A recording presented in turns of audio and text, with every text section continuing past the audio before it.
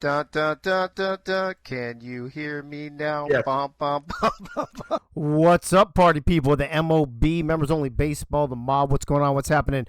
What is cracking? I hope everybody had a great weekend. And welcome to season 2, episode 10 of Mondays in the Mob. I cannot believe we are in week 9 already here of season 2. That's a little cray cray, just saying. And I don't know, man. Things are kind of tight. We're going to talk about it, but I kind of feel like it's still anybody's baseball game. Imagine if the Yankees and the Giants both went on like 6-game winning streaks to close the season or some wild shit like that. It's not beyond the realm of possibility. What is possible, though, is for me to check the chat and see who's here, actually. Not a lot of people yet. Let me look and see how many people. We got like 15 people. Where's everybody? All right, Crazy Canuck. First one. Crazy Canuck, you're back to being the first one in, buddy. Attaboy. Followed by Yogi Barr and then Dave Axis. Members only baseball in the house. David Leathers saying Mondays in the Mob. What's up, Leathers? The man with the best first name in the history of all creation. Followed by the Beeve and then Gunny. Gunny, is that actually a picture of you? I think that might be a picture of you on those emotes you posted. Annie Beaverhausen, what's up, girl? I already hit you. Oh, yeah, I hit you twice. You're the Beeve and you're Annie Beaverhausen. What do you know? Gunny's on a 10-stream streak. Attaboy. And Pain in My Ass is here as well. And I think that's it. Let's see if anybody's hiding. Let's see if our good old trusty dusty peeps are hiding in here. I do see a few people hiding. I see Greg Luda hiding. I see Rob Foraker hiding. I do not see Twin Screw, though. So that's a little disappointing. But I'm going to say it anyway. What's happening? That was just so he wouldn't miss out when he plays it back, I guess. Gunny says possible for the O's to go 2-1 this week.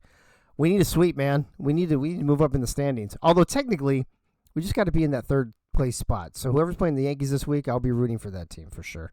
Also, don't forget, I forgot to mention this earlier, but you guys better do the pick'ems before 9:00 tonight. Let me see how many people have actually done them real quick. Hold on. Oh, a decent amount. So I think we'll be okay.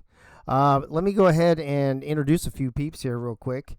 Trusty Dusty right hand man is here as always. Yogi Bar in the house. Yogi, what's up with you, bro? How was your weekend? All good, bro. How about yours?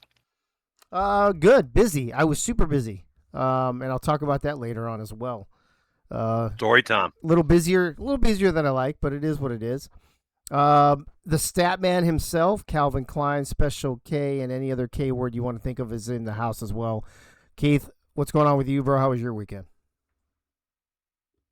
It was pretty chill weekend. It was a successful hate watch yesterday, watching the Pats just get destroyed. Of course. That was awesome to see. I don't think very many people are rooting for the Patriots. Right. Yeah. Other than that, it's kind of getting to that point where I'm kind of sick of winter and I just want warmer temps to come. Dude, it was nice here today. We've been cold for probably a good 3 or 4 weeks straight, and we finally got like 60-something degree temperatures today. Yeah, it was chilly over the weekend, but now supposedly it's pretty good outside here in KC. Nice. So yeah. No, I like this weather. We'll see. I like this weather a lot more. Greg Soto is with us as always, the owner of the Las Vegas Athletics. Greg, welcome back to the program, bro. How was your weekend? Buenas noches, everybody. Yeah, no, it was good, man. Quiet weekend. Did some work and no, good. Happy after another successful week, and looking forward to this week, man. All right. How you doing? You doing good? Yeah, I'm doing pretty good, man. We had kind of a busy weekend. That's why I didn't get everything done in the mob. Crazy Canucks subscribing to Tier 1 for 9 months. I saw your name on the list earlier today. And I'm pain in my ass. I thought I saw your name too, but yeah, I mean, it was busy, but it was good busy. So I wasn't able to get everything done this weekend, but we'll talk about that in a minute. Let me hit a few announcements real quick. Listen, if you're going to the convention and you haven't booked your hotel room yet, you need to do that. Book your hotel room. Then let me know, because I'm trying to get some stuff done. We're at that point now. We're going to be 90 days out. Was that? Let me see. This so March, right? April, May, June. So by March 6th, 90 days out, I want to have all the reservations. I want to have all the dining stuff. things I need, T-shirt sizes, all the things that I want to get for people when they come, little grab bags, all that shit. I want to make sure that we know how many people we're doing all this stuff for, because I need 90 days to get all that shit printed, get it made, whatever. So let me know if you are not on the list yet, but you're going to go. Please DM me and let me know so I can at least include you in the numbers. Gunny says, I thought of stalking Jennifer, but then I read the charges that James Pierce Jr. received. Greg says, mine's auto-paid, came up the other day. This is just the first stream. So, okay, gotcha. Deli, I saw you subscribe too, bro. You didn't have to subscribe yet, but we appreciate the subscription anyway. And Yogi's saying feed her. I'm not sure who he's talking about. And I don't know. They got something going on there. But anyway, the convention, I mean, it's pretty much all ready to go. Like I mentioned last week, we've got the welcome dinner. We're going to hit karaoke. We got some games on Saturday morning. We're going to go to the big game, the Knoxville Smokies game in the evening. Hit the town after that, underground bowling, whatever, on either Saturday night or Sunday morning, and some other stuff around town. So it'll be a fun-filled, packed weekend for the mob. That's going to bring us story time. So I've kind of got story time and I kind of don't. So 2 things I want to share with you. One of them is, does everybody remember way back when I got that fucking shed from Home Depot and it only half got delivered, and then they fucking delivered a whole fucking another shed. So I had 1.5 sheds. And so I had the guys put the one shed together, and then I had a half a shed sitting in my driveway, and I kept trying to arrange them to pick it up and take it back and blah, blah, blah.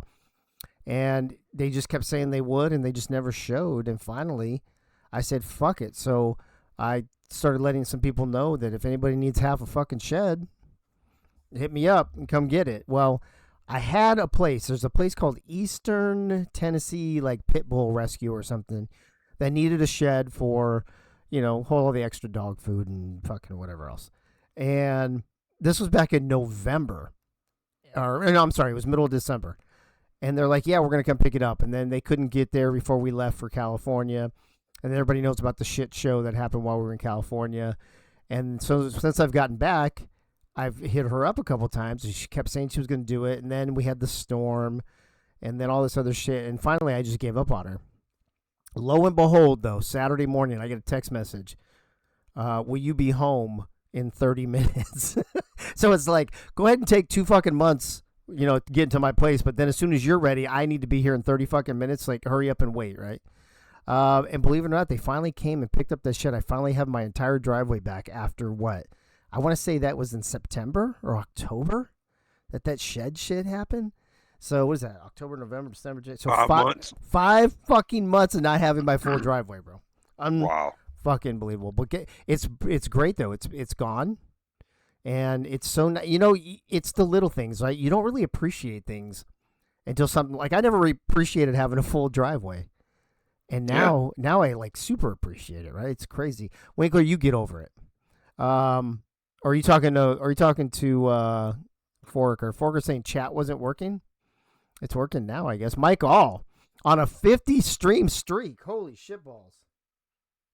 Atta boy, Mike. I don't know what I'm on. I was on 55, I think, a while back. I don't know if I wonder if I've made all the streams. I sure hope so. But anyway, that's my little story, is that I finally got rid of the thing. And then I got to tell you, last week some shit hit the fan pretty bad with the thing with my kid. Like, it got pretty ugly. And last like Thursday and Friday, 99%, I thought for sure we're going to court. And found out today we are not going to court. And Zachary got some really, really good news. And hopefully all of this will be settled fairly soon now. And but I was so fucking stressed over the weekend. Even though on Saturday I was pretty happy getting rid of the fucking shed. On Sunday, we hadn't been to there's a winery up in the mountains here, about 40 minutes from us. It's where we were going to have our vow renewal before we changed it to the location that those of you who came knows where that is. And we were going to have it up there. We hadn't been up there since July of 24. We hadn't been up there in a year and a half. So They're open on Sundays from like 1 to 5:30. So we're like, let's drive up there, catch up with the owners, check things out. They, during one of the bad storms, they have this big old like oak tree in the middle of their, right in front of the wineries between the main house and the vines. And it got blown over and got destroyed. And it's been there for like 100 fucking years. Dave, you are a little low and muffled compared to everyone else. Well, let me check my shit. Check 1 2. How about that, Wink? Is that better? Now I'm into the red a little bit. Is that good? I give you a sub. Get better, Mike. Okay, thanks, bro. But anyway, we went up there and the tree was gone. But what's cool is they made some tables and cutting boards and cheese knives and all this stuff out of the wood from the tree that got blown over in the bad storm. So we bought a cheese knife. So now we have a little memento from our favorite winery. So that's what I got. So kind of a trifold story time there that was really quick. I got my fucking driveway back. My kid got some good news, and we went up to the winery. I may or may not have had a little too much to drink yesterday, but it was a great time hanging out with them and having some wine. So there you go. How about the Cadillac? My motherfuck. Here we go. So I just took it back in today. So I don't know if you guys remember, I was arguing, I was fighting with them, and then we had to go in on like Thursday or Friday to get the part. They had to lift it up so they get some part numbers. Then I got a call Saturday morning saying I need to bring it back on Monday because some inspector from GM is going to come to look at at Lisa's transmission. But he wasn't going to be there till like Tuesday or Wednesday, but they didn't know when. So they wanted me to come drop the car off and get a loaner. So I went and dropped it off today, and I've got a loaner car in the meantime. So now we just fucking playing the waiting game on that shit too. Wait, dude, Yogi, my life is never calm, bro. I've always got some bullshit. Is. I've always got some bullshit going on. Keeps you on your toes.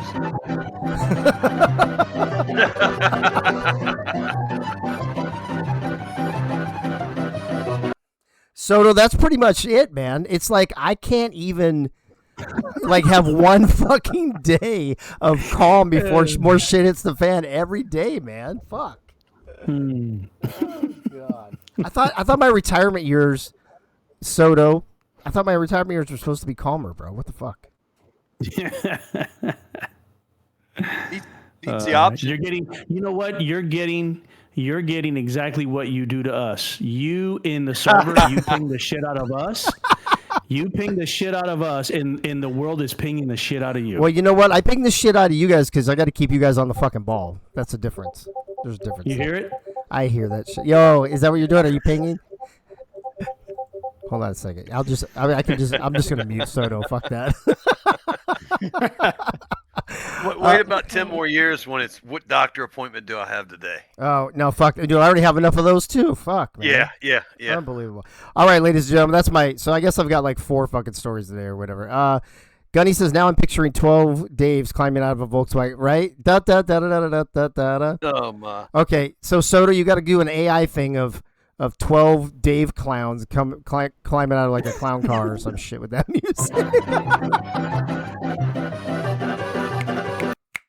All right, that's the new walk up. That's the new walk up fucking song for when Soto takes the mound. Hey yo. No, that's the new walk up for Dave Dirtbag. when I walk up to the plate, da, da, da, da, da, da, da, yeah, and then what they're gonna hear. Oh my God, that's hilarious. Either that or endless ping sounds. I'm cool with that though. I'm cool with that. Hey, if you guys were on the ball, I wouldn't have to ping you so much. That's all I'm saying. All right. All right. So those are all my stories. Apparently, I had more stories than I thought. You guys bring the worst out in me. What can I say? Clam says we can't even handle one day. We don't need 12. You can handle me. Come on, baby. Real quick though, and for everybody that knows, last Monday, on the show, actually, Bullet, shared that he had gotten laid off. I'm sure everybody remembers that episode from last week. He DM'd me today, letting me know that he's been swamped, just trying to get stuff together, the legalities and the whatever, the payouts, all that shit that he's got to take care of. So he apologized. He said he was sorry he couldn't have the bullet points, but he said he will be back next week, better than ever. So we got to make sure we have a good show. Although I wouldn't be surprised for him to carry some over from last week and this week, maybe. Who knows for sure? But bullet points and bonus bullets will not be shown tonight due to Bullet just being busy and having to take care of his personal shit. So if you, I was waiting. Crazy, did you put that up before I talk about Bullet? I was waiting for you to put that up. I was hoping you were going to get to that before because I wanted people to predict over, and then I'd be like, oh, sorry, we're not having bullet points. So we just saved ourselves 15, 20 minutes. All right. So that's all. Hey, look at that's all the intro stuff. 19 minutes in. We're already done with all the intro shit. Usually we're like 30, 35 minutes. So I'd say we're 10, 15 minutes ahead of schedule. Yeah, So, Dave, I will tell you. Hi, Dave. This is Karen. How's it going? Karen, I do want to tell you, it would have been fantastic if you would add the bullet points and had me say them. Karen from HR. Bye, everybody. Karen, I don't even know why you're still here. I fired you last week. Why are you still here? I fired her Thursday night. I don't even know why the fuck she's still here. You know, she's going to end up being, Soto, she's going to end up being like the dude with the red stapler in Office Space. Yeah. Sticky notes. Nice. Unbelievable. All right, let's talk some mob baseball, folks. Mob standings through week 8. The Cubs are in first place, tied with the Cardinals. I think the Cubs have the tiebreaker, if I'm not mistaken. I actually forgot to look that up. But only at 500, 12-12. Only 2 games behind now, with the Orioles actually winning a series for the first time since, I think, the middle of December. Only 2 games behind. The Yankees dropped, I think, their last game last week, if I'm not mistaken, to fall 4 back. They could have been 3 back. But a tight division over there for sure. In the newbie division, the Brewers, 17-7. Again, kind of very similar scenario with a couple teams tied. These two for third place, though. So basically what it comes down to is if the standings stay like this, if the Giants fall off and, don't compete for that third spot or maybe even the second spot, the Mets and the A's are just playing for home field advantage. In the other division, it almost looks like the Cardinals and Cubs are fighting for the division, and then the loser will have home field advantage in the wild card. So a couple of different scenarios. Yogi, I'll start with you. I got to be honest with you, bro. I'm very surprised that the leaders in the OG division are only at 500. Now, granted, if you take the Brewers out of the mix, the Mets and A's are also barely over 500, only a couple of games. We've talked a lot the last couple of weeks about the parity in this league, but do you see a scenario where the winner of the OG division could actually be sub 500? Yeah, possibly. I mean, these are some big series coming up this week and next. I mean, you got rivalry next week. So, yeah, it's always possible. I mean, you're sitting at 500 for the 2 leaders now. It is. Now, we know, Keith, that you and the Cubs play next week. This week, though, as you see on the right-hand side of your screen, Cubs are playing the Mets, Cardinals at Milwaukee. On paper, Cardinals would have a tougher matchup, although the Milwaukee, I think, dropped their series last week, if I'm not mistaken, against the A's.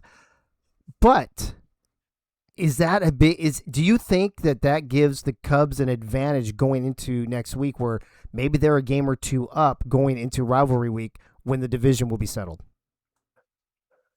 I mean, just strictly based on the numbers, yes. Yeah, they definitely would have an advantage given how many games are left. I mean, of course, the flip side to that is that the series next week is going to be played in St. Louis. If I remember right, it's Cubs at Cards. I could be wrong. No, I think you're right. Okay. Yeah. So then on the flip side of that, we've got Cards in theory would have home field advantage then. So they've got to go into that. But numbers wise, yes, Cubs would have an advantage in that case if they were a game ahead next week. Yeah. Real quick, just for everybody, as we're talking about this, to have this in your back of your head. In week 10, Cubs at Cards, so Cards have home field advantage. Yanks at O's, so O's have home field advantage. Giants at A's, so the Athletics have home field advantage.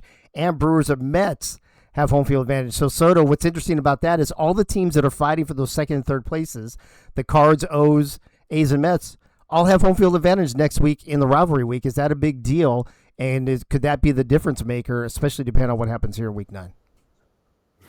Yeah, man, that could be huge. That could be huge. I mean, look, and I think Keith is the one that coined it about, I don't know, 2 weeks ago. We feel that we've been on the playoff run for the last 2 weeks, and it's just like that's when our playoffs started because we were down and out. We had just lost, I think, a series, or we got swept, and we were just like that's it. But yeah, man, that last 2 weeks, man, and the series. In week 10, we get home field. The Mets get home field. The Orioles, in the newbie division, Cardinals, yeah. Yeah, and then they get in the in the OG division, they get certain teams get home field too in week 10. That's huge. I just think that if you're fighting for second or third place right now. Hell, you know what? Even first place, besides the Brewers, I mean, look at the Cubs. I mean, even if you're in the top three. I'm sorry, your playoff started 2 weeks ago, and that's the mentality that you got to have because that's exactly what it is. Things are way too close now, and all of us are just trying to edge just that little bit to at least win a series. That's all we need. So, yeah, it's huge. Last 2 weeks is big, man. This is going to be some good games. Yeah, Yogi, two things that happened last week. The Orioles finally won a series.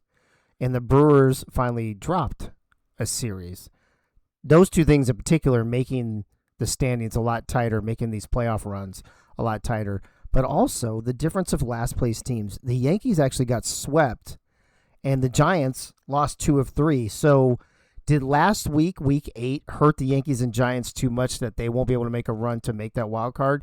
Do you think they're 3-team races in each division, or do you think it's still a 4-team race, at least for playoffs, if not for the top spot? Well, you got the Giants playing the Yankees this week. So, but like Greg said, the playoffs have already started for these teams. Yeah, one of those teams is fucked, right?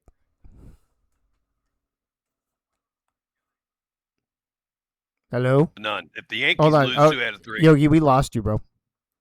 Am I back? Yeah, you're back now. If the Giants lose 2 out of 3, they're basically done. If the Yankees lose 2 out of 3, they are done. So that is a huge series. Not even getting into the following weeks where the Giants play the Mets, hoping to have a chance. So Keith, I mean, athletics. Yeah. Well, which brings me to my next question for Keith. Keith, I actually see a little bit of hope for the Yankees, or the Giants. So follow my thought process here, right? Yankees and Giants play each other. So, whoever wins 2 out of 3 or 3 out of 3, huge advantage. On the flip side, the Orioles and the A's, the teams right above each of them, are playing each other. So imagine the Giants winning 2 of 3 and then the A's losing 2 of 3, or the same thing for the Yankees, right? Yankees win 2 of 3 and the Orioles lose 2 of 3. I think the Yankees and Giants are still both in this. What are your thoughts? Yeah, I mean, they're only 2 games out with 6 games left to play. So, yeah, they're absolutely still in it. Obviously, cards are stacked against them. But I'm just going to say what I said earlier. Numbers-wise, yes, they're still in it. And like a couple guys have already said, yeah, your playoffs started a couple weeks ago. And that's just the reality of the situation. And so you need to bring your A game every single game that you play the next 2 weeks. And that's just how it is for those teams right now. All right, last question to you, Soto, for the standings before we move on to the next segment. The Cubs, obviously, and the Cardinals, everything's up in the air, even with the Orioles only being a couple games back. Is there a scenario, do you think, realistically, with the Brewers having to play St. Louis, but the Brewers are at home, or actually this is a home-away neutral, and then them having to play the Mets in New York next week? Is there a scenario where the Brewers could collapse and the Mets especially, maybe you guys, but probably the Mets just because they have the head-to-head next week, actually have a chance to take that division, or do you think this division is wrapped? Oh, no, it's not wrapped. I mean, look, there's what? There's 6 games? There's 6 games left. So, and the Mets and the Athletics are only 4 games back. I mean, hell, the Giants are, I mean, look, I don't see the Brewers getting swept 2 weeks in a row. But if they do, anything could happen. But if they do, that'd be crazy. If the Giants need to win, that's important. This series is important for them. But no, the series is not done. There's no way. And look, if St. Louis wants to beat the Brewers, the blueprint is right there. The Mets have beat them this year. The Athletics have beat them this year. If they can go back and see what we did, the Mets and Athletics both beat them. So just follow that blueprint. Yeah. And then, the Mets just got to do it again to what they did. All you need to do is chip away. That's all you need to do. That's all I wanted last week. Just chip away at that lead. Take 2 out of 3. This week, St. Louis, all they got to do is just chip away. They chip away. We do what we got to do. They chip away at the Brewers. The blueprint's there. This is very, very tight. I really, honestly, this week we'll find out if the Brewers don't win their series and the Mets and the Athletics do. This is wide open even more in that last week. Well, and you just brought something up. I'm going to have to check the tiebreakers, but there's probably a scenario where the Brewers, if the Brewers, Mets, and Athletics all end up tied, the Brewers drop to third on tiebreakers. No, correct. No. We're 4-2 against A's. You just did you sweep them they're before? 4-2. Okay, so yeah. Yeah. Oh, yeah. okay. All right. What are you against the Mets? They beat us 2-1. So That's right. And then you have 3 more. Yeah. Okay. I mean, we're going into this last 2 weeks going. We need to win at least 2 games, at least. Yeah. I mean, That's where we wild. are. Okay, I'm glad you knew about the Athletics because I didn't have that in front of me. Yeah, if the Brewers drop 2 games this week, and the Mets can at least win their series and Athletics win their series, it's on. That last week, honestly, even though we play the Giants, but that last week, if Brewers drop 2 and the Mets and Athletics win wild. 2, dude, that I'll tell you right now, that Brewers Mets series next week is going to be fucking insane. Yeah. Now, we're going to talk about this here right now. I want to let the people know. I asked the guys not to do power rankings this week. We're just going to go off the KNPR since the KNPR has adjusted itself for good rather than working for evil like it used to. And because it's been so similar to the other ones, what I've decided to do this week is instead of all of us putting our power rankings up there, which are almost all similar, we're going to look at the KNPR and then we're going to go around, we're going to talk about that and see where we would want to shuffle teams around. It just seemed like too much work to put all the power rankings on, which are all similar. So the KNPR this week is this. And Keith, help me remember because I don't have it up in front of me. Tell us if any teams moved around. It looks pretty similar to last week. Did any teams move?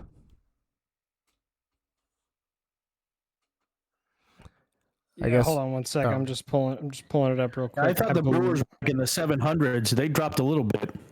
They did. I meant swapping spots. Like, is everybody still in their spot 1 through 8? So Cards and Giants switched. Cubs dropped from 2 to 4, and Mets and A's both moved up 1. So Mets and A's moved up 1. Cubs dropped from 2 to 4, and the Cardinals and Giants 4. Swapped. Okay. Yes. Okay. Mm-hmm. All right. Well, that being said, Soto, let me go to you first. What do you think about the KNPR this week, and how does it reflect against your personal power rankings through 8 weeks here in season 2? Yeah, it's not too far off. I probably would have put the Orioles. I mean, look, the Orioles and the Giants are so fucking close, but I would have put the Orioles in 6. Giants in 7, kept the Yankees at 8. I mean, Cubs and Cards. I mean, yeah. I mean, I don't see anything wrong with it besides that, honestly. Yeah, Orioles winning their series finally. Power rankings, that would have been it. Say that last part again. If I was doing the power rankings, it would be just like that. I would have just swapped the Orioles and Giants. Yeah, I that makes sense to me, Yogi, with the Orioles winning a series, Giants dropping 2 out of 3, and the Yankees getting swept. What are your thoughts? Yeah, I mean, it's 3 of the top of the newbies are on the top of all of it. That's pretty cool. Oh, yeah. 1, 2, and 3. 1, 2, and 3. Damn. I don't know how you guys have been crushing it so much. Keith, as far as numbers go, I remember last week you said it was Brewers and then a whole bunch of teams, and then a couple teams were in the middle, whatever, and there was another big gap. It looks to me that gap has closed between 1 and 2, even though it's not the Cubs anymore. Any other significant gaps move around from week 7?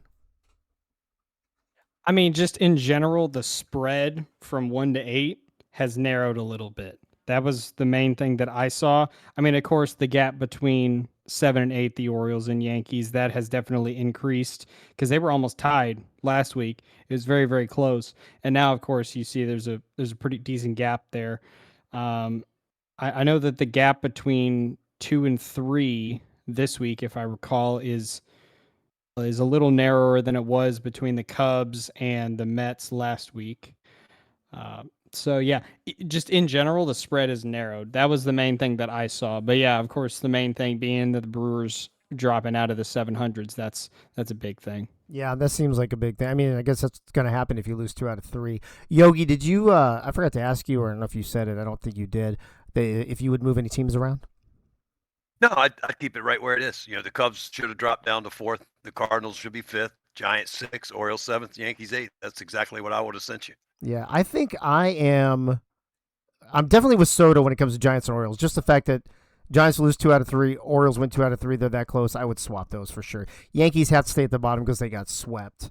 The Cardinals did the sweeping, so I'm interested, Keith. Is it just a matter of the fact that we didn't play enough games that the Cubs couldn't drop any further, where the Cubs and Cards could have swapped, or what's the main factor where the Cubs are still ahead of the Cards? So I believe a big part of it is just based on run differential because it was so bad for the Cards for a couple weeks where they were losing like half their games by 3+ runs, and the Cubs haven't done any of that all season. And so, of course, the Cubs lose a series and the Cardinals win a series. And the Cardinals, none of our games that we won this week was by more than 2 runs. So from that perspective, it didn't really move the needle a whole lot. That was the impression that I got just looking at the numbers and looking at what the individual aspects of the formula were giving me. So I think if they keep at their same trajectory this week, then they're definitely going to flip. I just don't know exactly what the gap will be at that point if they do. I don't know if it's going to be similar to this or if the Cubs are going to stay pretty close to the Cardinals. Gotcha. Yeah, I like the fact that the Cardinals and Cubs are kind of close. The A's and Mets are kind of close. Giants and Orioles are kind of close. So we could see some real big movement next week, depending on how series go, which is like what we like to see. And no Doug Day. The KMPR is not God, but it is the only formula-based power ranking system we have in Mob. So it is the standard, if you will, or the foundation. But I would say, and this is exactly why I think Soto and Yogi showed why we didn't ask anybody to do power rankings this week, because they're just so similar. We all would have only made 1 or 2 changes. It's not worth the work to put all that stuff, that work together, tabulate it, make the graphic and all that for just 1 or 2 teams to move around. So I wouldn't call it God, but it's definitely the system that has been the most consistent for us over the last couple seasons. Soto, any last thoughts on KMPR or just power rankings in general, the teams, and how they look going into week 9 before we move on to the next segment? No, sir. Looks good, man. Everybody, I think everybody's on board with it for the most part. Yogi? And it's the new and improved KMPR, which has been much better since it was corrected. 100%. So here's the thing. I was going to ask Keith the last question to close the segment out is, I don't know, bro. Is it just me, or did it seem like it was a lot more fun and controversial before, and now we're just all like in agreement? I'm not sure I like it. Kumbaya. I think when I updated the formula so it was a little better, I think someone made the comment like, "Damn it, now we don't have anything to now we talk can't about argue about it. Now it doesn't take up a 20-minute segment." Right. Yeah. Yeah, I may revert back to the old formula and see what it spits out. Do that just to fuck with people. Oh my god! Yeah. It probably do that right now by the end of the show. Dude, I've got space on this graphic. I can put it right here next to it, buddy. Hey, just get ready to see like the Giants at 2 or something like that. Oh my god! Yeah, okay. Right. Wink in the chest is like, so it's no longer the KMP meh. It is not, Winkler. It is not. Maybe it never was, Wink. Oh, as long as you waited until the end of the season, then it finally corrected itself. When there's no more games to forecast. Oh my god, that's fucking great. All right, so there you go. There's your power rankings: Brewers, Mets, A's, Cubs, Cardinals, Giants, Orioles, Yankees. Few teams moving around, and I could definitely see a few teams moving around potentially for next week. So, Keith, as always, thanks for putting that shit together for us. Appreciate it. And then this is where we're going to spend the bulk of our time today. We're going to talk about why is that so much smaller? Hold on one second. Where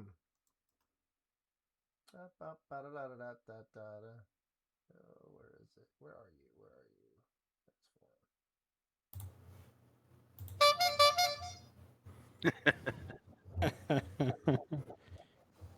Zip it, Soto. Okay, there we go. All right. I don't know why the graphic. I don't know why that other graphic was showing, but we're going to go over some league leaders. We've never done this before. So I asked Keith to make sure the sheet was updated by tonight, which it already was anyway. But so I want to talk about some league leaders, and we're just going to kind of breeze through them first.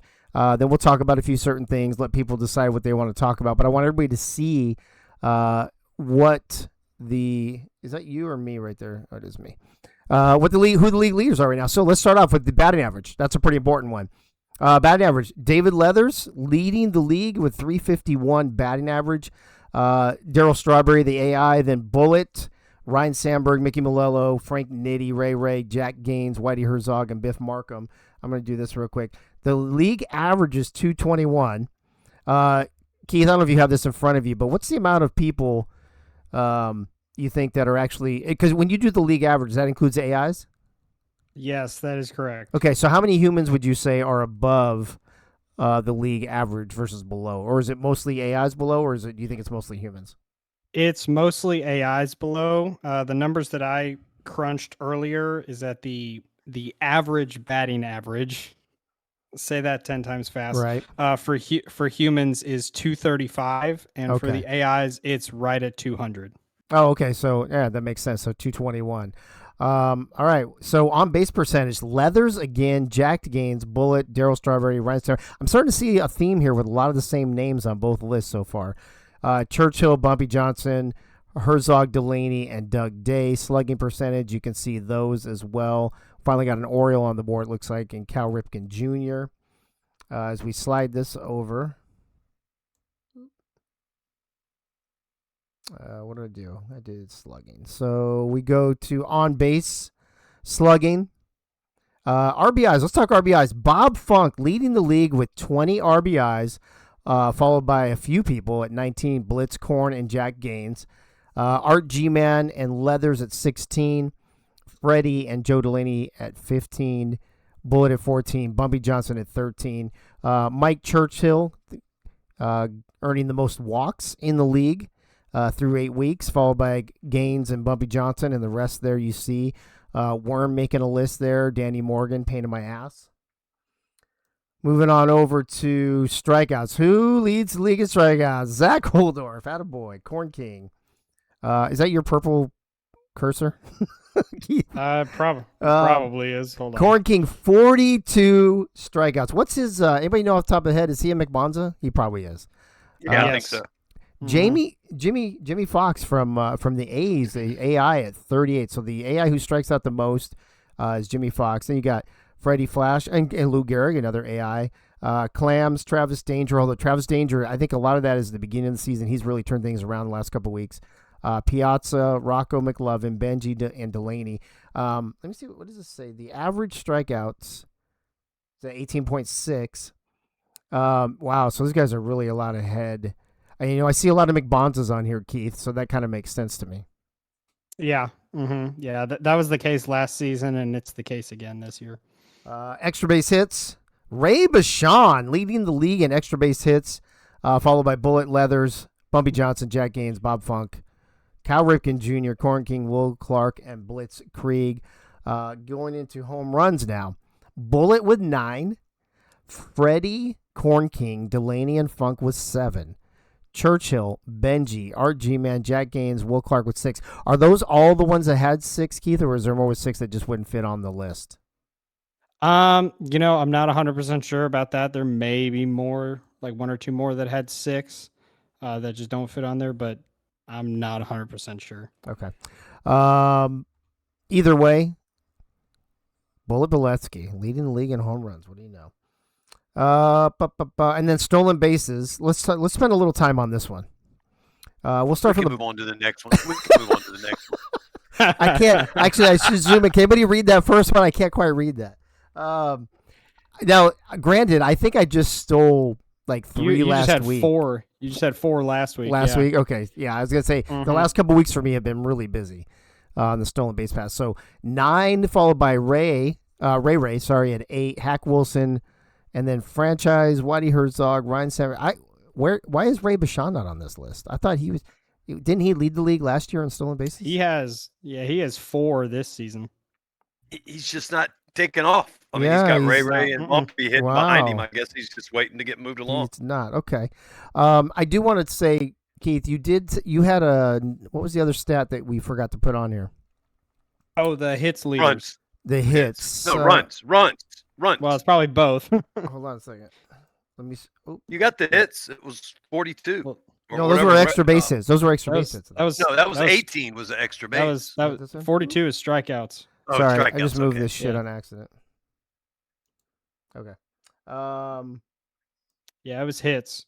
Okay, so it's That's what hits. So you want I to gave y'all you want to read those off real quick, Yeah, let me get them pulled up again real quick. and then while we're doing that, I'll get ready to go. We'll look at pitcher stats next, and then we'll go back and we'll go through and start conversing. Go ahead. Right. Okay, yeah, so current hits leaders, this is among humans and AIs. First is David Leathers with 33. Second, Bullet Biletsky with 30. I guess tied second. The other person with 30 would be Mickey Melillo, so they're tied at second. Fourth would be Ray with 29. Fifth, Biff Markham with 27. Then there's 4 guys tied in sixth with 26 hits. That's Ray Bashan, Doug Britton, Ryan Sandberg, and Darryl Strawberry. And then in 10th with 25 is Jack Gaines. Okay, so Leathers leads in hits, batting average, and on base percentage. So 3 key totals. But And I think he's number 2 in OPS. and where is he in home runs? Because the Triple Crown is hits, average, RBIs, home and runs, and average. Yep. so where Home runs, I don't think he's on there. Oh, he's not on there. Okay. No. Wait, Triple Crown is what, Yogi? Home runs, RBIs, and average. Oh, it's not hits. I thought hits was on there. Okay, No, average. gotcha. Well, that's directly related to average. Gotcha. Got it. All right. So actually, before we move on to the pitcher stuff, Soto, let me go to you first. What jumps out at you here? And I can move things around if there's a category you want to see. I mean, the obvious thing that jumps out to all of us, obviously, is David Leathers dominating a few categories, being second in a couple. Probably your leading MVP candidate if we had to vote today. But what else besides David Leathers jumps out at you? Honestly, there's a couple of these AI people, man. It's just wild to see Darryl Strawberry at the second Right. in batting average, fourth in on base percentage. I mean, it's just like, what the hell? You got some people, Frank Nitti, Ryan Sandberg over there, batting average. I mean, I really look. I didn't think that we were not gonna see AI on here, but I see quite a bit. To be honest with you, that kind of surprises me. And of course, like you said, David Leathers. I mean, his player is just a stud, man. Yeah, that's really what I'm seeing here. I'm kind of surprised. Like RBIs, Bob Funk, I'm kind of surprised with that. Honestly, I didn't think Blitzkrieg had 19. That kind of surprised me. And walks, I do know that Mike Churchill, where we place him in the batting order, and that's expected. Same thing with Doug Day. Strikeouts, that's wild. It's funny because I was just thinking about Jimmy Fox not returning to the team next year. So that's interesting. He's got 38 strikeouts. Who knows? He might have that lead here in the next couple of weeks. But no, that's pretty cool. And I honestly, I thought Ray was going to have the lead there for stolen bases. You kind of took that lead away from her there, I think. Doug Day, I saw your name somewhere on here.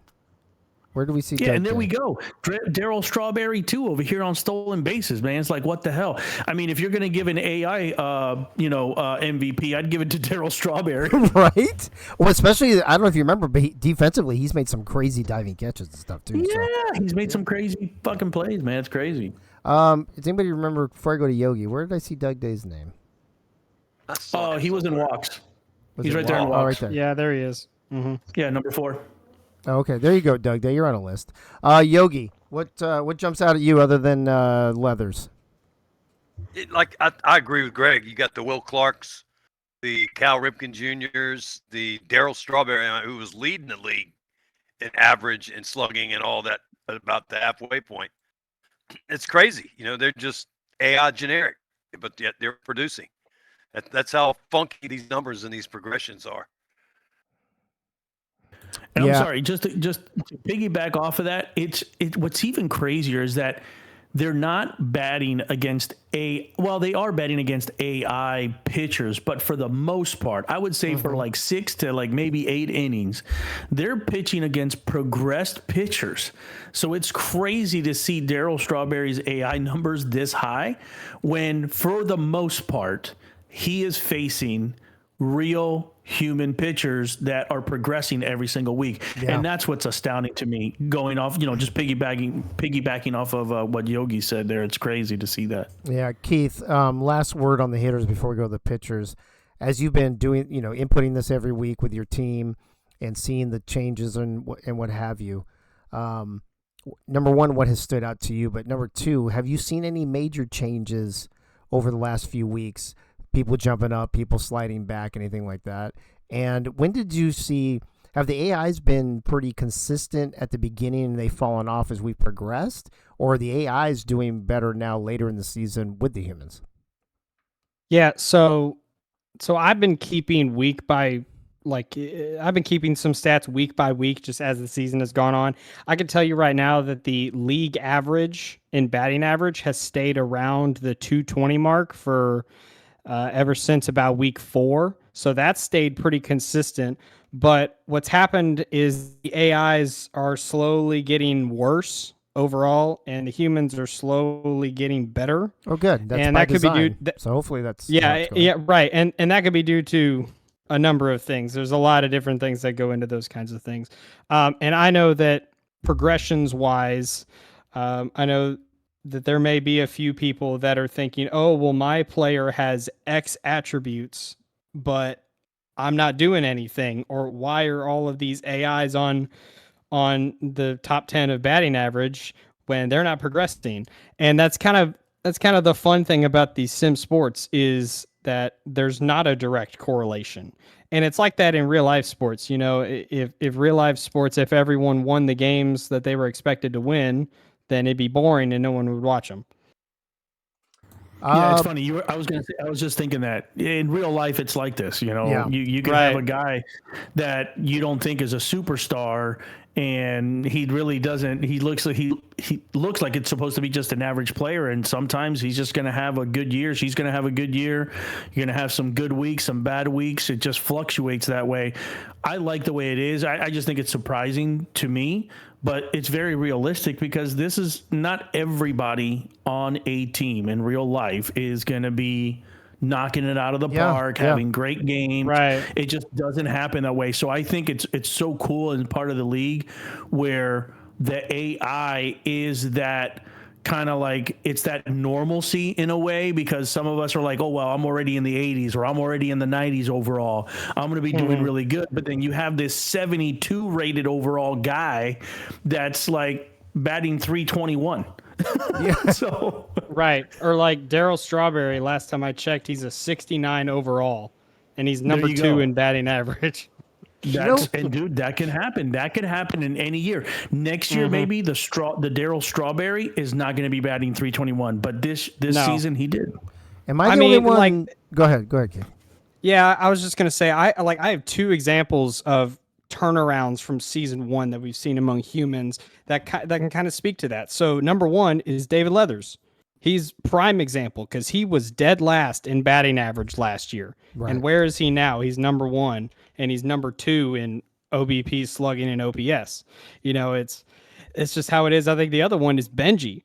He was number 1 or top 3 in all of those last season, and he's nowhere to be found here. That's just how it is. Speaking of that, and Yogi, I don't know if you want to chime in on this maybe. I've noticed another name we saw a lot last season and even early this season was Jeff Banfield, and I don't see him on any of these lists. It's all changed. Everything's upside down. I mean, it's crazy. I love it, though. And before we crown Leathers MVP, I mean, don't sell what Bullet's done short. He's third in batting average, 1 in home runs, 1 in RBIs. I mean, he's up there. Yeah, in a lot of categories. Let's see. So it's going to be a tight race between those two. So Bullet's third in average, third in OBP, first in slugging, first in on base slugging, and then where was he? He's 1 in home runs. Yeah, that's a good catch, Yogi. To be honest with you, I don't see Jeff Banfield anymore, and that is actually blowing my mind. Even when he comes up to bat now, I still think he's just going to get a hit every time.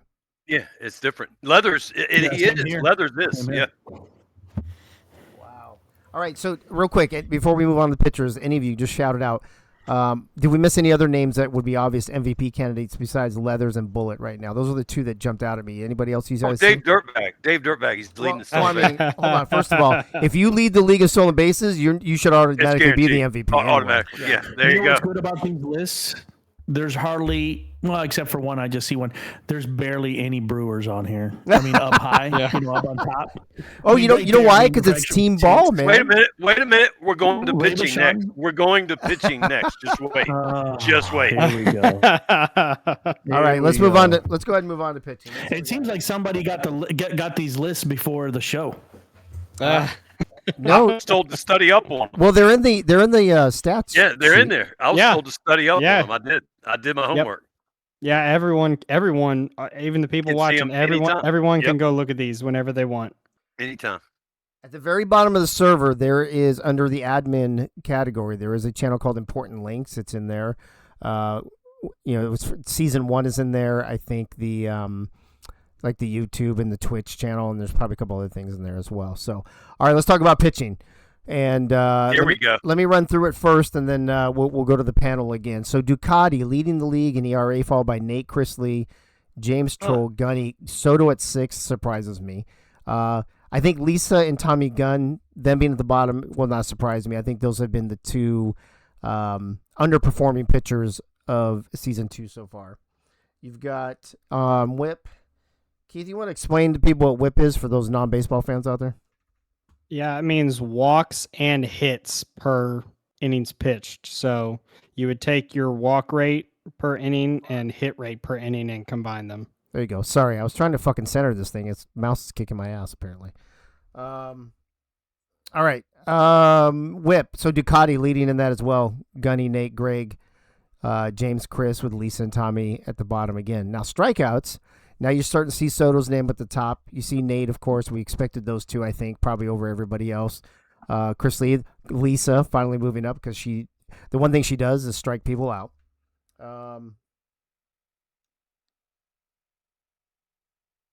Walks. I mean, Gunny. Dude, if Gunny even averages a walk per game, I will be shocked. It's crazy. I'm actually, Lisa's there, so that's kind of good in the middle of that. Her and Tommy Gunn both at the bottom of other things, but Chris Lee leading the league in walks. Him and Soto, the only ones over 3 walks per game. Strikeouts per walk. This is an interesting one. Yeah, of course Gunny's going to be way up there, right? Yeah. Where's Gunny? Where was Gunny in strikeouts? Hold on. He was 7th. But it's related to how many walks. So let's look at this real quick. He's where? Oh yeah, he's down there. Okay. Mm-hmm. So, actually, I'm still a little surprised by that then. So you got Gunny, Nate, James, Lisa in the middle, Soto, Ducati, Chris Lee, and Tommy Gunn. Innings pitched. Ducati has had the most innings pitched, followed by Gunny, Nate, Greg, Chris, James, Lisa, and Tommy. I'm a little surprised by that because I think I would expect the most innings pitched to be one of the 4 season 1 pitchers. Just because they would have had the chance to build up your what's the stat I'm looking for, Soto? The Stamina. stamina. Yeah, the stamina. Yeah, stamina. But you know what? The Brewers have been holding the lead and beating people, so Ducati stays in there. Yeah, that's a good point. Strikeouts. Where was that? Any's pitched. Yeah, there you go. So, 149. Gunny, Nate, as you see the list. Lisa and Tommy Gunn at the bottom. Hits allowed. Ducati's given up the most hits though, so there's a dichotomy we need to talk about. Least. Least hits. Sorry. Yeah, it goes least to most. Yep. Damn it. Well, I guess we can't talk about my dichotomy. So, damn it. I had another point. That's out the. Okay, so Tommy Gunn giving up the most, and then Gunny second. That actually is a little surprising. I mean, he has the hardest to hit pitch in all of the mob, and yet he gives it the most hits. Total runs allowed, Ducati again, the best. Tommy Gunn the worst. Total earned runs allowed, though this is probably the more important category as far as the pitchers, not for the team, but for the pitcher. 21 by Ducati, 60 for Tommy Gunn and Lisa. So, we talked a lot about, we thought Lisa was pitching well, and she just wasn't getting run support, which she wasn't. We talked to the Orioles went, I think, 3 or 4 weeks without scoring more than 2 runs in a game. So it was a combination, though, I think, of her giving up runs and the Orioles not scoring any runs. Walks. I mean, Gunny's just stupid when it comes to that. And then Soto, actually, I'm a little surprised by that. Soto leading the league in walks. I think a lot of those happened early on in the season when he was arguing with umpires a lot, and they were kind of giving him the old, fuck off. Look at where Ducati is in walks. That is because when Ducati gets the sense he's going to lose, they take him out to protect his numbers. Yeah. What were you saying about walks? Oh, Ducati. Look where Ducati is in walks. Yeah, he's 6th. Yeah, he's right. I mean, he's only a few. Yeah, he's only a few below Soto. All right, and most strikeouts. Soto. I don't think we would be surprised by that at all. I think we'd probably expect that. Honestly, Ducati could take whatever going into this season. I just wanted to get into the playoffs, win a championship, hopefully, and be the strikeout king. That's all I care about, dude. I remember getting baseball cards and getting when the pitcher was the strikeout king and had the most strikeouts in the league or in the major leagues. That to me was awesome. That foil card was fucking awesome. So Ducati can take whatever he wants out of this. I want all the strikeouts though. I know Nate Hall's up my ass with that. Yeah, dude. Nate Hall's totally up your ass with that.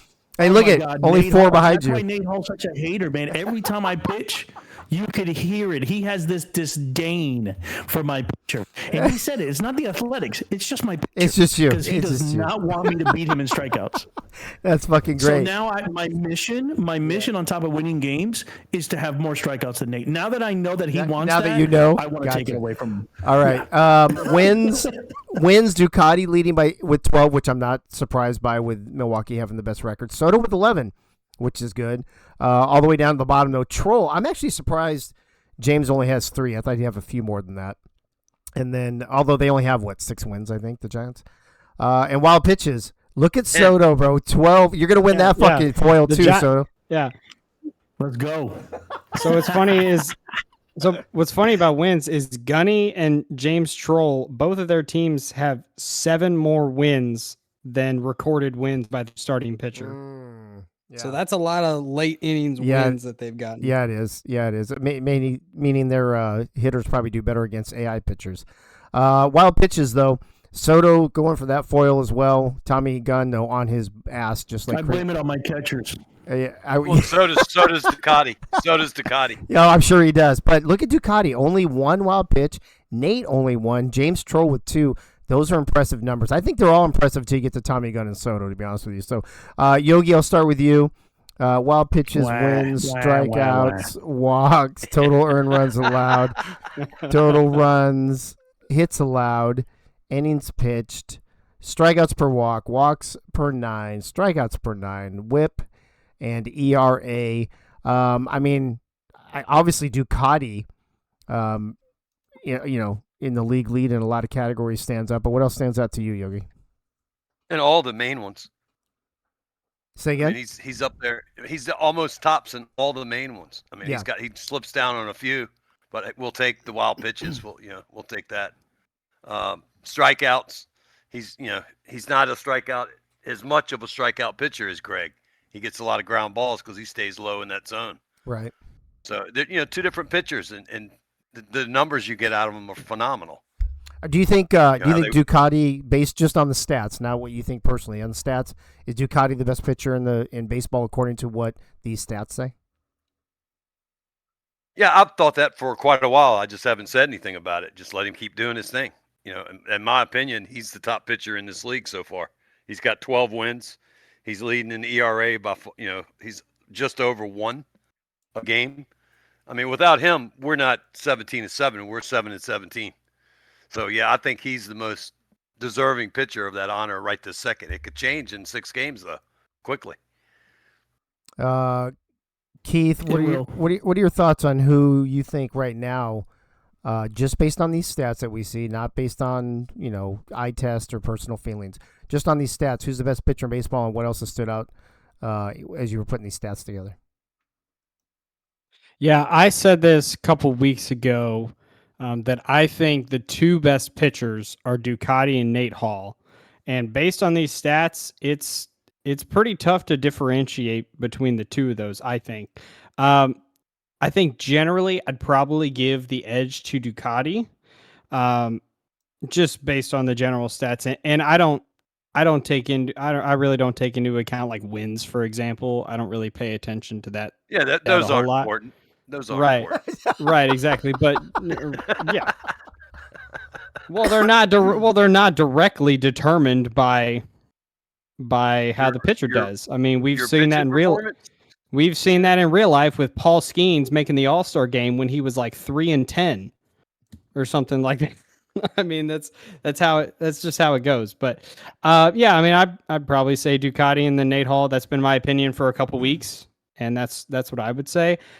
I do think it is interesting how much better pitchers are this year compared to last year. I think some people have brought that up in the dugout or in locker rooms or in private conversations, something like that. And I had a look around.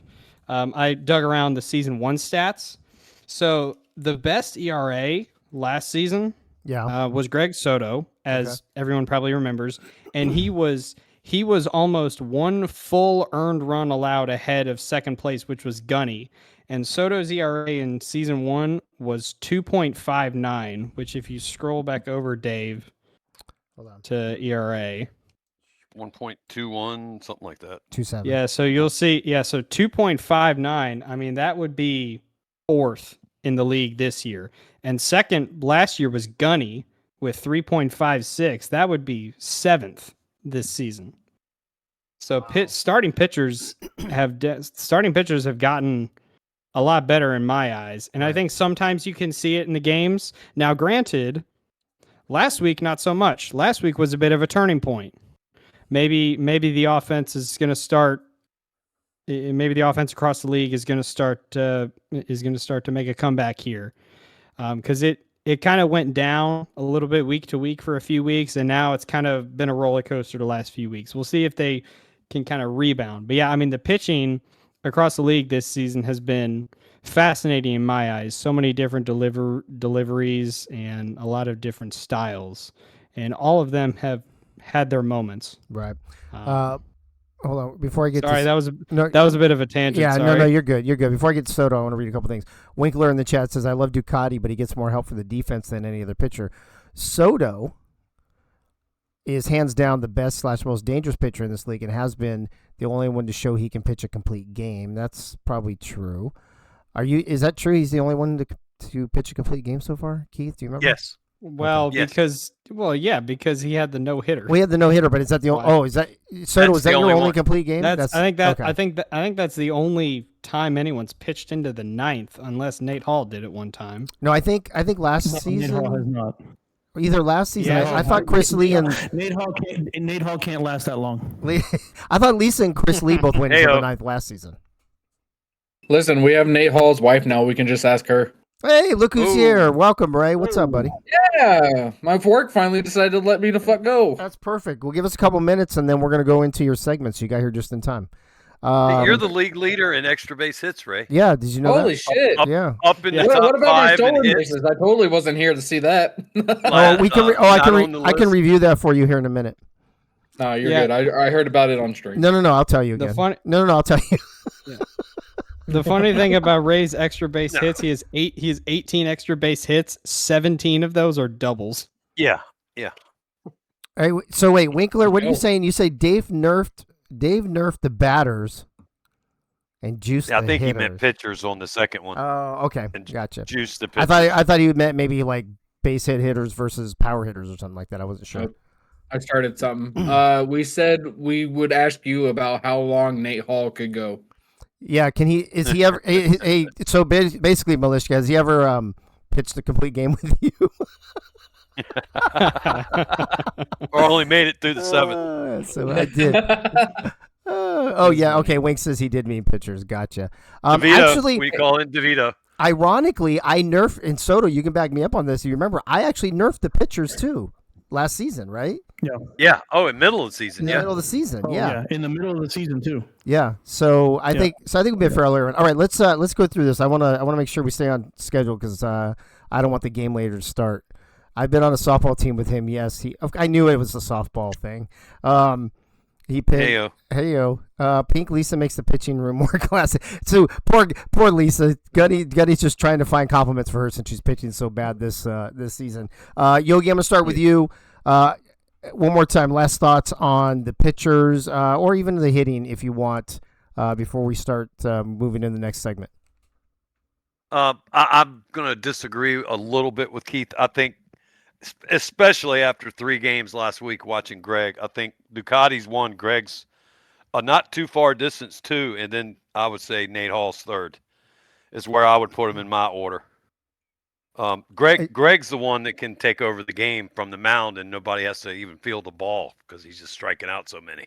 Yeah, so you kind of agree with what Wink said in the chat? Yeah, I'm agreeing with that. Okay. Keith, your thoughts on that in particular, and then anything else you want to add? I mean, I think Soto's been. I think in my mind, Soto's season has kind of reflected how the A's have been, which is kind of up and down.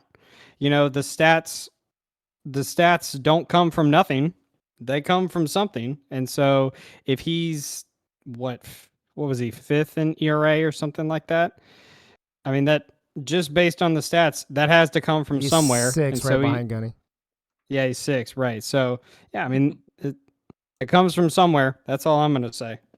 I can pull stats out of my ass right now.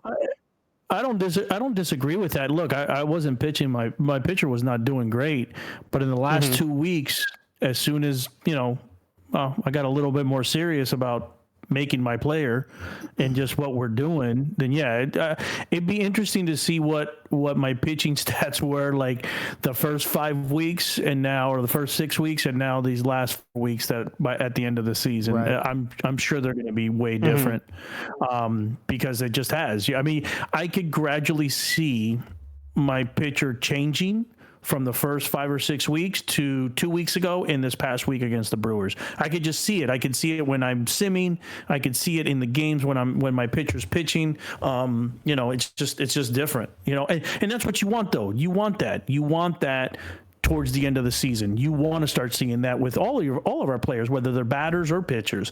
You want going into the playoffs to like get your player in stride and doing much better than he did the first 6 weeks. Yeah. Yep. Gray beard and pre-gray beard. That's what it comes down to. Is that what it is? It's handlebar Soto versus Graybeard Soto? Is that what it is? Yeah. And keep in mind, Greg had that one blow-up game in 3 innings with us where he gave up 7 in the first inning because he had a thing with the umpire and he squeezed him and it was over. And without that, Greg's ERA is a lot better. Yeah. Dude, it happens, man. It happens. Oh, I know. I'll agree with Mike. Look, all you got to do is be the best pitcher or the better pitcher in 1 week at a time. You know how they say in football, That's it. Yeah, you're that's it. 0-0 or you're 0-1 or whatever. Yep. That's it. You just have to be the best pitcher that week, and that's what we're striving for, and that's it. Okay. Whether you sweep or get swept, you move on. That's it. Ray, I know you missed part of this segment and you just got here, but any thoughts on any of these stats that you've kind of seen since you've been here? Yeah, now I know why you want to go back to fucking stolen bases. There you go. Up at the top of There it. you go. I told you don't do it. I just didn't want you to miss that. That's all. That's all. You just didn't want me to miss that? Okay, Yeah, I cool. did that for you, Ray. You know me. Awesome. I'm Thank you so I'm all much. about everybody else. Here we go. Why All am right. I not fucking surprised that the only Cub on stolen bases is a dude with the fucking name of a fruit? Oh my god. Oh, you know what's funny? Shinji doesn't even play anymore. He's still in the top fucking. Maybe we should have put Wigmore over somebody else. I don't know. All right, moving on. We got to hustle now. We're running behind. Here's your schedule. If you noticed on the schedule, the reason I wanted to pull this graphic up, I wanted to remind everybody this is a home away neutral week. So, for example, Brewers are at Cards. Game 2, Cardinals are Brewers. The Game 3s are, depend on how the first 2 games go. Where we play also is dependent upon that. Based on those and how the games go, and based on what we think would most affect the standings or whatever, sometime on Wednesday night, I will start filling out the schedule for Thursday and let you know. I'll probably make the uniforms and lineups due probably just not till like maybe 3 o'clock in the afternoon on Thursday to give you a little time since I'm giving it to you so late. But I just wanted to give you guys that now so you understand why this was empty when I posted the schedule. Also, quick note, I saw somebody asked about awards in there. There are no awards because I didn't send out the ballot this weekend. If you missed the beginning of the show, I was a little busy this weekend and a little stressed out, and I took a day to go away yesterday and just be off grid for a little bit. You don't need those results until the end of the week when you go to do your progression anyway. So what I'm going to do is I will work over the next day or so to get the ballot out, and it'll be due like Thursday night, and then I will probably hop on Friday morning or maybe Friday lunchtime. It's called like the Friday nooner. I will just do a real quick show just to race through the awards, or I will just post them in the channel depending on what's going on in my life at the time, and then you guys will have that information for your earnings posting starting on Friday. So there you go. That being said, let's talk about week 9 real quick. I'm going to give 10 seconds to each person to give me maybe 30 seconds. And Soto, I'll start with you. There are several intriguing matchups. They're all intriguing in their own way. You've got the 2 last teams playing each other. You got a bunch of second and thirds playing. You got the 2, top teams of each division. We talked early on at the beginning about how much there is to win or lose this week. But what is the most intriguing matchup this week, if you can even choose one? Yeah, actually, you know what? I did this last week. I choose 2, to be honest with you. I think the Brewers and Cardinals is huge, and I think that Giants and Yankees is a big one too, and they're both for completely different reasons. One is to Cardinals is try to get to the top. Well, are they already in first? Are they tied for first, right? Yeah, they're tied for first with the Cubs. Yeah. Okay, so you got 2 first place teams in each division going against each other, which is huge. And then you got the teams at the bottom, trying to fight out, and really, if I had to pick one, I would say Giants and Yankees is probably the most crucial out of all of them. Yeah, because really, I think the team that loses this series between the Giants and Yankees, I have a feeling they're out. They're out of for the playoffs. I don't disagree with that. And if it's a sweep, forget it. Yeah, I don't disagree. Ray, we're gonna skip you because you've got your thing coming up here in a second. Yep. Keith, same question, man. Give me 30 seconds. Most intriguing matchup. If you only had to watch one of these this week, which one would it be that wasn't your own? I mean, it can be your own if you give me a good reason, I guess. Funny enough, I'm actually going to go Mets and Cubs here just because of how similar those teams have been in my eyes the last few weeks. Yeah. Both of them are solid on offense. Both of them have some power, but they also have some like quick players, you could say. They both have solid pitchers in Nate Hall and Chris Lee, and it's a home away neutral. Of course, all the series are this week. So this is about as theoretical of an even playing field as you can get, and I just think those 2 teams, as far as how they're built, are right next to each other. Yeah. So I think that's probably going to be the closest series in my mind this week. Hey, Yogi, something else I just thought of. So give me what series you think is the most intriguing, but also is Mets Cubs the best pitching matchup with Nate and Chris Lee this week? Could be. I mean, well, you got Ducati versus Gunny too. Yeah, I mean Lisa. I mean, God forbid Lisa show up and her and Soto have Yeah. battle it out too, right? or the Orioles bats show up again. I mean, that's huge. I'm going to. I've got a guy working on this, but I've got a guy working on putting some Nair into Greg's beard oil container, so we can maybe lose that gray beard and get back to the handlebar, Greg. Okay. And then we're gonna slit the hamstring of. Dude, how funny Strawberry. would it be if I sneak in after each game and I just put his beard back a little bit? Full and by, patches here. and by there. Thursday, he's like clean shaven and shit. Well, hey, I'll tell you what, though. I'll tell you what. Before the gray beard, that's when I got the no hitter. So be careful what you ask for. I might be okay with that. Yeah. I might be okay with that. Oh, true. that's hilarious. All right. So we've got the Diamond Massacre is back. Ray is back. We call it Ray's Rant as well. He'll talk about game one first.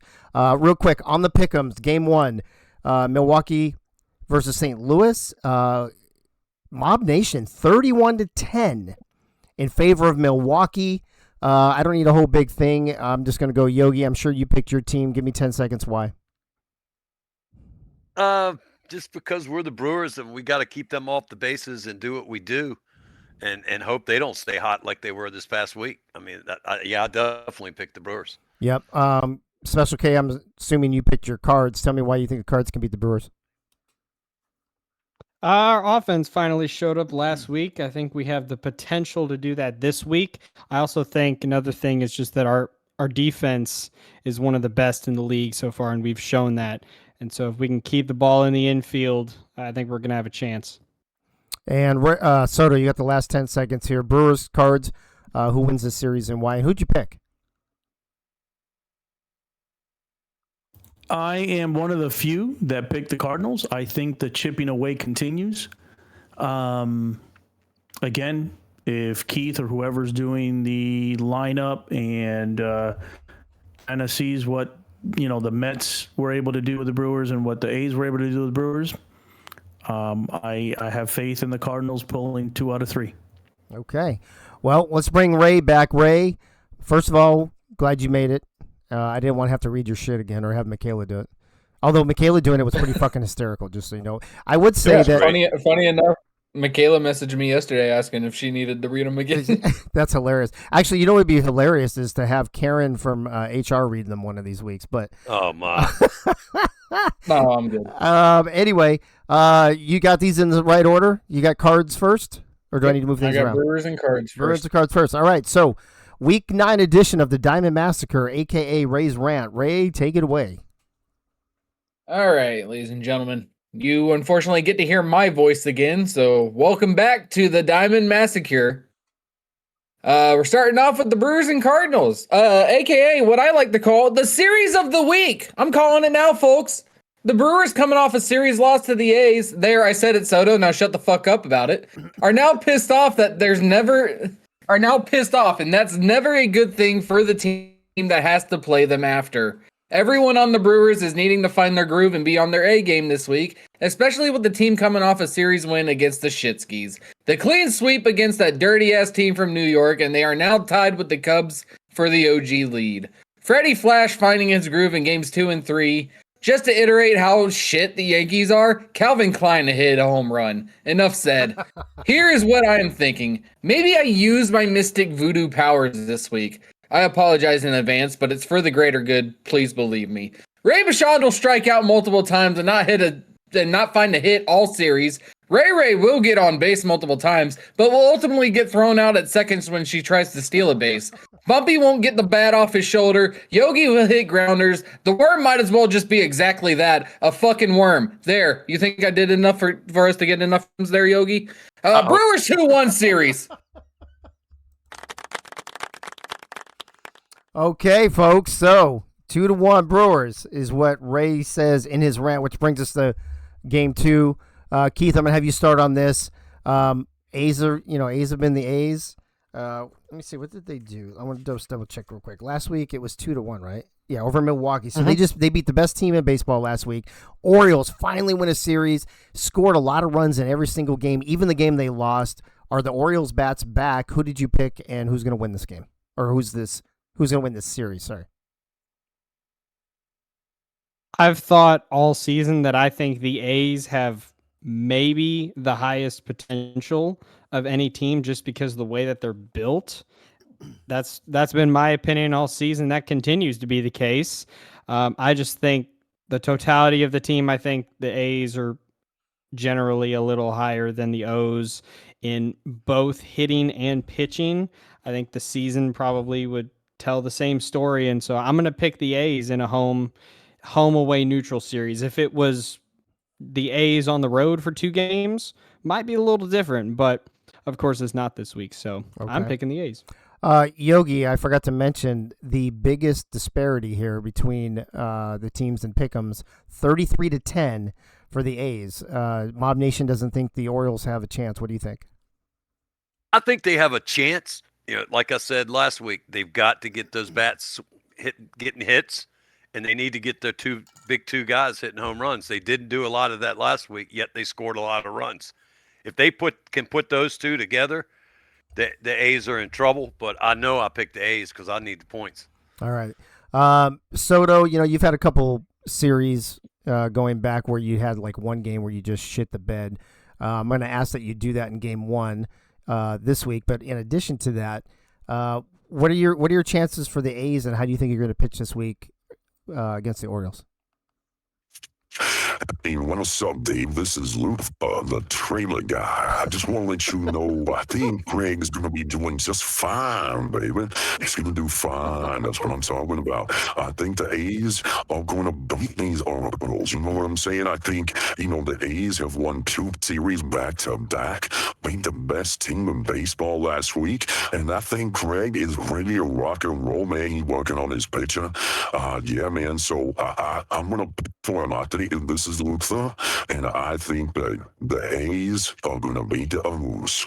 All right, in the alphabet series. All right, Luther, thank you for that. Dude, Ray, I thought Bumpy Johnson just came into this bitch for a second. Ray, before you go on to this game, I just want to say that I think that the Orioles would win game 1 because it's in Baltimore. I think the A's will win game 2 because it'll be back in Las Vegas. And then I think game 3 is a crapshoot, depending on who gets to pick the stadium. So my call is a 2-1 series, one way or the other, depending on how the home field is chosen. What is your take, Ray? What is your rant when it comes to the A's and Orioles? The A's and O's, the alphabet series is here. What's your take? All right, ladies and gentlemen, I wasn't here last week. I didn't really get to watch much baseball last week, but holy shit, folks! They found a way to not win only a game, but the entire fucking series. The Orioles are back! You see what happens when you don't talk about your 2 home runs, Dave? Your team can actually get the bats off their shoulder and swing. Unfortunately for them, they are running into the A's. Yes, I gotta give them their props. It wasn't like the last series before. Greg Soto pitched pretty damn well. Their offense was rolling. God, this feels disgusting coming out of my mouth. But here's the thing. The A's had to earn their runs. No homers, just straight slugging that ball all over the field to run their people in. Can't say the same out of the O's as they relied on G-Man to knock them out of the park and also get a couple triples in game 3. I give the credit all to their amazing catcher who has one hell of an ass on her, though. Clamsy Whamsy. Which is why, and I have to, folks, I am so sorry. It's time to put on your O faces because, folks, the Orioles will do the impossible and win the series 2-1 against the A's. Now, can we get both teams to learn their full fucking name instead of just one goddamn letter?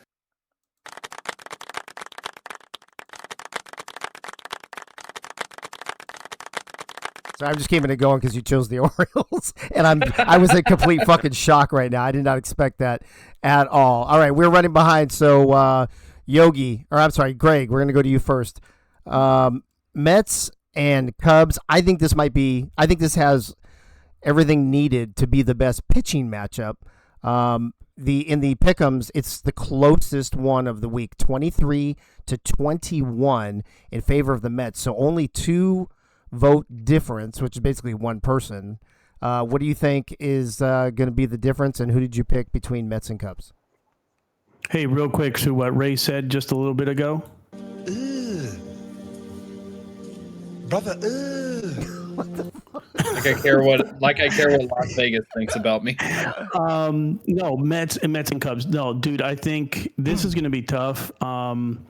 Again, Mets and Athletics are tied up here in the newbie division, and I shit on him earlier, but I think Nate, when he's on, he could just beat just about anybody. Yeah. And they can beat anybody.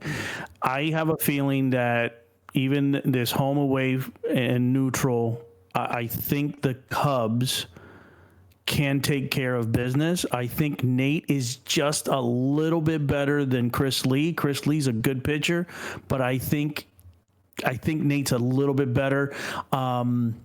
The only thing I think you need to watch out for, again, is Darryl Strawberry for the Mets, which is crazy, and Bullet Boletsky. If Nate can take care of those 2 guys, Nate is golden. They just need to give him a little bit of run support, and I see the Cubs winning this 2-1. 2-1. Yogi, like I mentioned, the tightest pick 'em, 23-21 in favor of the Mets.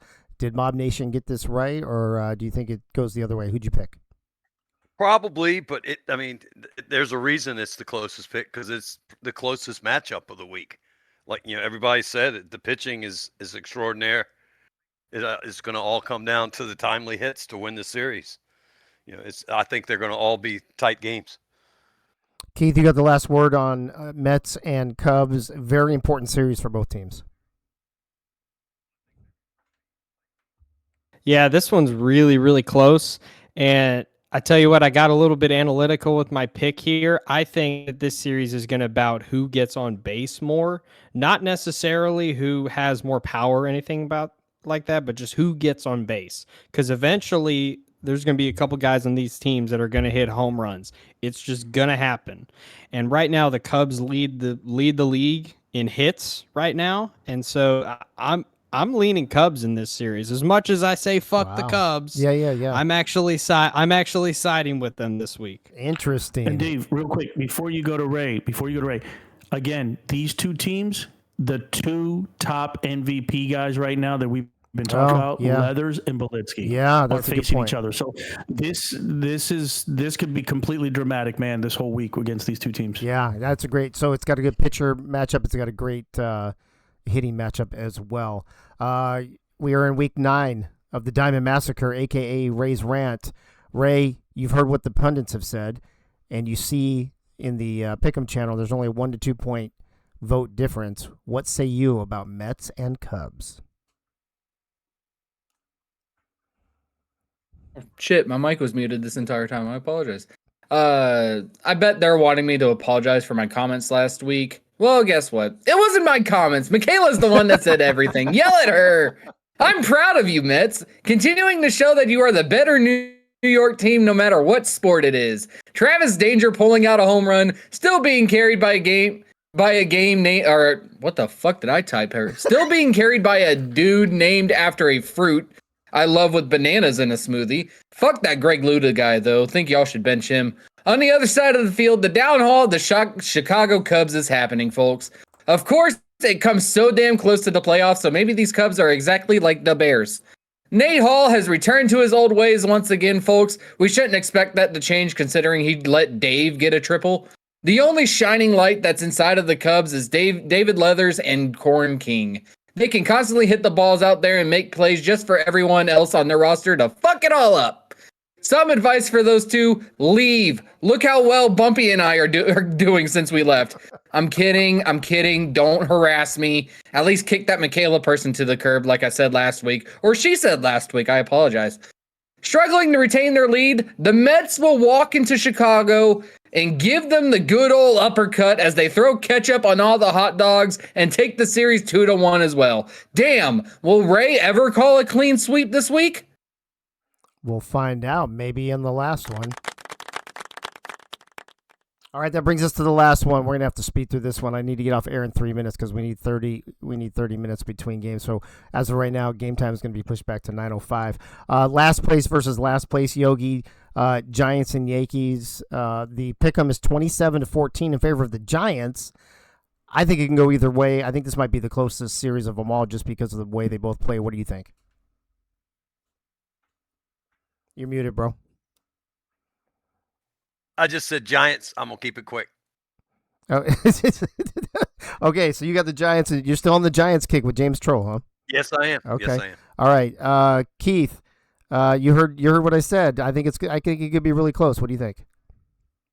Yeah, I'm giving it to the Giants. I think they have the upper hand in pitching, and I think that's what's going to rule the week this week in this matchup. So, go Giants. That's an interesting point. Again, 27-14 in the pick'ems. I can't remember if I mentioned that already.